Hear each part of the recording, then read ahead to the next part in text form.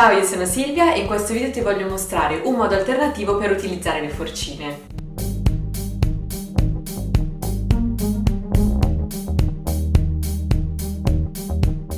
Solitamente le forcine vengono utilizzate per fissare le varie acconciature, cercando però di nasconderle il più possibile. E questo è il motivo per cui solitamente si va a cercare le forcine che siano del colore più simile al proprio colore dei capelli. Se però vengono messe in vista, le forcine possono essere in realtà un bellissimo accessorio per decorare i capelli. In commercio esistono delle forcine già decorate, ad esempio di diversi colori oppure con delle perline, delle paillette, dei brillantini. Per questo video io però ho deciso di prendere delle normali forcine che avevo già e ho deciso di pitturarle con del semplice smalto. Io ho scelto il colore bianco dalla parte liscia della forcina. In questo video quindi ti mostrerò 5 modi che ho pensato per abbellire delle semplicissime acconciature utilizzando le forcine.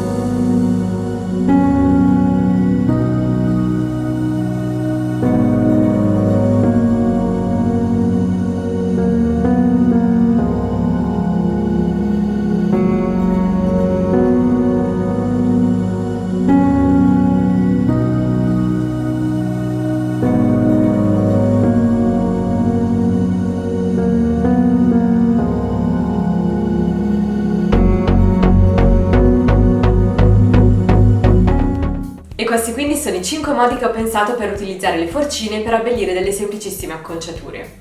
Io spero tanto che questo video ti sia piaciuto e se il video ti è piaciuto e vuoi vedere altri modi per utilizzare le forcine in modo decorativo, fammelo pure sapere in un commento e noi ci vediamo al prossimo video.